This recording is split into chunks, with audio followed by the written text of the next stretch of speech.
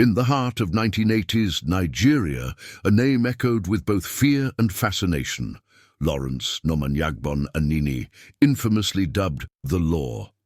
His reign of terror, particularly in the old Bendel state, now Edo and Delta states, left an indelible mark on the nation's history. In the early 1960s, in the quiet village of Orogo, situated approximately 20 kilometers from Benin City in present-day Edo State, Lawrence Nomanyagbon Anini was born. His early years were marked by modesty and simplicity, with no indication of the infamy that would later define his life. As a young man, Anini moved to Benin City, harboring aspirations of becoming a driver, a profession that promised both respect and a steady income. He quickly mastered the art of driving and established himself as a skilled taxi driver, navigating the bustling streets of the city with ease.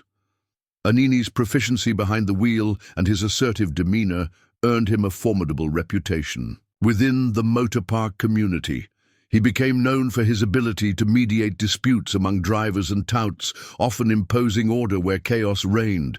This role as a peacemaker and enforcer elevated his status, granting him influence and control over the motor park operations.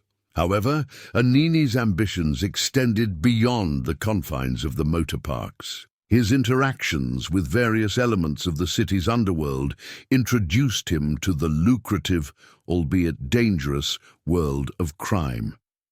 Initially, he served as a transporter for criminal gangs, leveraging his driving skills to aid in the execution of their illicit activities. This exposure provided him with insights into the operations of these gangs, as well as the vulnerabilities of the law enforcement agencies tasked with stopping them. Recognizing the potential for greater rewards, Anini decided to form his own gang. He assembled a group of trusted associates, including Monday Osunbo, his second-in-command, and others such as Friday Ofege, Henry Ekponwan, Iweka, and Alhaji ZZ, also known as Zegezege, who was never captured. The gang initially focused on car hijackings and armed robberies, targeting banks and commercial vehicles. Their operations were characterized by meticulous planning and ruthless execution, quickly earning them notoriety across Benin City and beyond.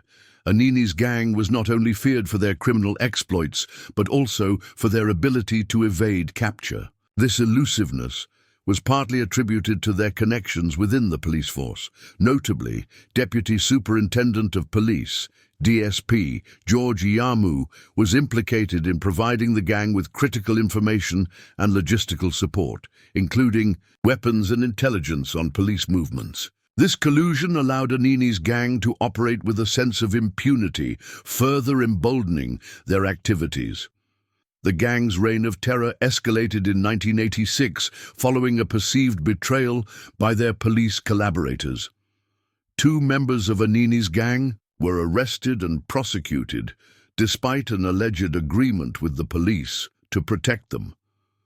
Feeling betrayed, Anini retaliated by targeting law enforcement officers, resulting in the deaths of several policemen. This marked a turning point in his criminal career, as his actions transitioned from opportunistic crimes to a calculated vendetta against the police establishment. Anini's activities during this period were marked by audacity and brutality. He orchestrated a series of high-profile robberies and attacks, including the assassination attempt on Assistant Inspector General of Police Christopher Omaben, which resulted in the death of Omaben's driver. The gang also targeted banks, police stations, and public officials, spreading fear throughout the region. Anini's ability to strike at will and disappear without a trace earned him the moniker the Law, a testament to his perceived invincibility. The public's perception of Anini was complex. While many feared his violent methods, others viewed him as a Robin Hood figure, particularly when reports surfaced of him distributing stolen money to the poor. This duality added to his legend, making him a subject of both fear and fascination. His exploits were widely covered in the media, further cementing his status as a notorious figure in Nigerian history. Anini's criminal activities eventually drew the attention of the highest levels of government. The then military president, General Ibrahim Babangida, reportedly demanded immediate action, famously asking, "My friend, where is Anini?" This directive intensified the manhunt, leading to Anini's eventual capture in December 1986. In summary, Lawrence Anini's transformation from a humble taxi driver to Nigeria's most feared armed robber was a result of his ambition, strategic alliances, and exploitation of systemic weaknesses within law enforcement. His rise to infamy underscores the complexities of crime and justice in Nigeria during the 1980s, leaving a legacy that continues to captivate the nation's collective memory. By mid-1986, Lawrence Anini's criminal activities had escalated dramatically, plunging Benin State into a state of fear and chaos. No longer content with targeting banks and vehicles, Anini and his gang began a calculated assault on the very institutions meant to uphold law and order. On October 1st, 1986, Nigeria's Independence Day, Anini's gang launched a brazen attack on the state's Commissioner of Police, Kasmir Igbokwe. The commissioner was ambushed in Benin City and suffered severe injuries from multiple gunshots. Earlier that same day, the gang had killed a police officer within the city, signaling a direct challenge to the state's security apparatus. Anini's audacity knew no bounds. In a particularly daring move, he once escaped a failed operation by driving in reverse from Agbo, Delta State, to Benin City, Edo State, a testament to his driving skills and determination.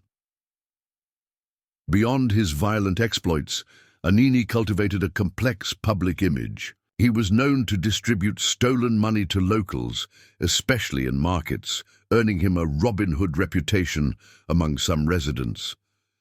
This duality, ruthless criminal to authorities, yet benefactor to the poor, added layers to his infamy.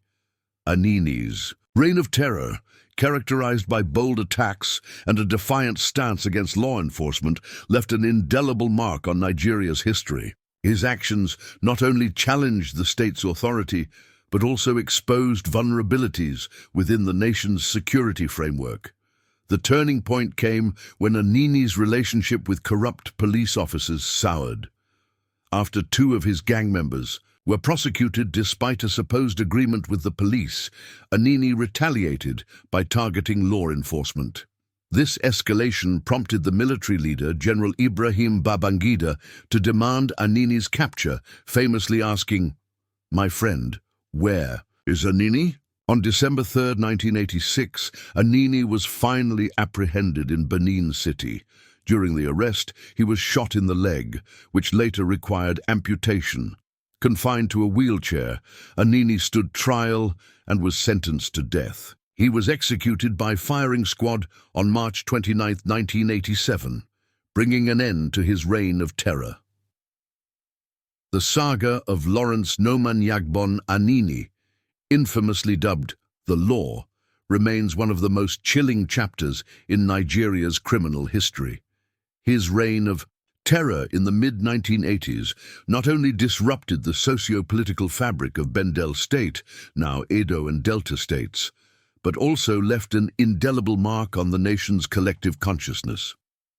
Decades after his execution, Anini's story continues to serve as a precautionary tale about the perils of crime, corruption, and the complex interplay between myth and reality. His life serves as a cautionary tale of how one individual's descent into criminality can disrupt an entire region. While some remember him for his audacious acts, the pain and fear he inflicted are undeniable. Thanks for watching.